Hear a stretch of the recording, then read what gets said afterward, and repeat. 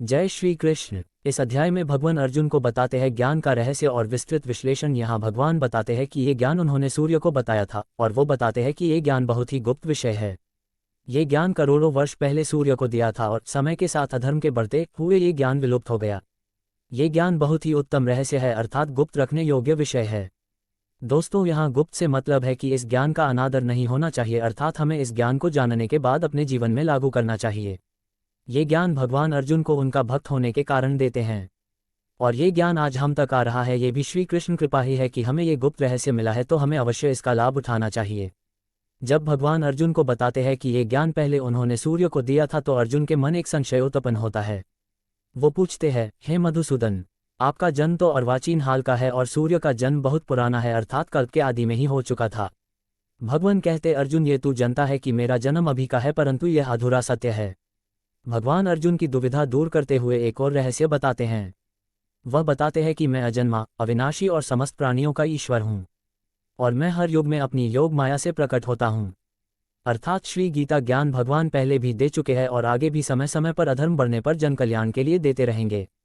यदा यदा हि धर्मस्य ग्लानिर्भवति भारत अभ्युत्थानमधर्मस्य तदात्मान सृजाम्यहम्। जब जब धर्म की हानि होती है और नीच अहंकारी व्यक्ति बढ़ जाते हैं और वे ऐसा अन्याय करते हैं कि जिसका वर्णन नहीं हो सकता, तथा असहाय व्यक्ति पशु आदि कष्ट पाते हैं, तब तब वे कृपा निधान प्रभु अपनी योग माया से दिव्य शरीर धारण कर समाज की पीड़ा को हरते हैं। सृष्टि में कुछ व्यक्ति ऐसे भी होते हैं जो भ्रष्टाचारी होते हैं और खुद को ईश्वर समझते हैं और किसी भी गलत काम से नहीं डरते हैं। तो इस प्रकार के व्यक्ति को दंड देने के लिए भगवान आते हैं।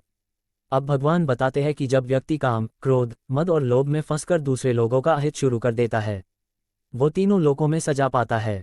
लेकिन यदि व्यक्ति काम, क्रोध, मद और लोभ को खत्म कर खुद को श्री कृष्ण को समर्पित कर देते हैं, तो वो मोक्ष प्राप्त करते हैं। भगवान अर्जुन से कहते हैं कि जो मनुष्य मुझे निरंतर ध्यान करते हैं, उनके सभी अवगुणों को हर लेता हूँ। मन की शांति कैसे पाएं? ये जानने से पहले अपने वीडियो को लाइक नहीं किया है तो कृपया करके वीडियो लाइक करें और चैनल को सब्सक्राइब करें। भगवान बताते हैं कि मन की शांति पाने के लिए कर्म के फल से बचना चाहिए। उदाहरण से समझते हैं, मान लीजिए आपकी 10 दिन बाद परीक्षा है, तो भगवान हमें यहाँ समझते हैं कि हमें परीक्षा के परिणाम के विषय न सोचकर परीक्षा के लिए मेहनत करनी चाहिए। क्योंकि हम परीक्षा के परिणाम के बारे में सोचते हैं तो परीक्षा की तैयारी नष्ट हो जाती है और बुद्धि विचलित हो जाती है। इसलिए भगवान हमें बताते हैं कि हमें निष्काम कर्म करना चाहिए।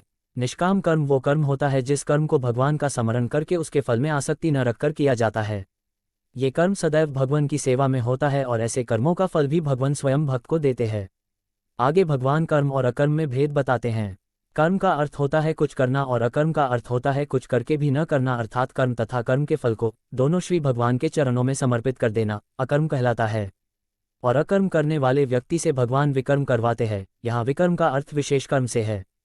योगी की संपूर्ण अवस्था। जो व्यक्ति शास्त्रों के अनुसार कर्म करता है वह यानी पंडित होते हैं। ऐसे व्यक्ति के सभी कर्म शून्य हो जाते हैं, अर्थात ऐसा व्यक्ति खूब उन्नति तो पाता है, लेकिन उस पर अहंकार न करते हुए उस कर्म को और उसके फल को दोनों को श्री भगवान के चरणों रखता है। वो मोक्ष की प्राप्ति करता है और तीनों लोकों का सुख पाता है। ऐसे व्यक्ति आशा रहित होते हैं और मन पर विजय पाकर कर्तव्य कर्म ही करते हैं।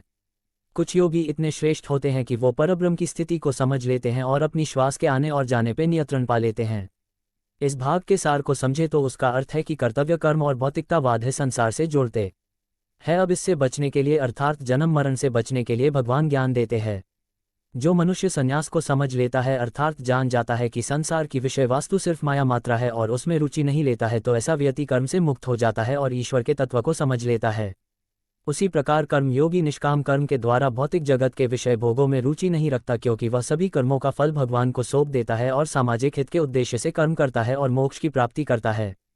भगवान श्री कृष्ण के अनुसार भी कर्मयोगी बनना है आसान और श्रेष्ठ है।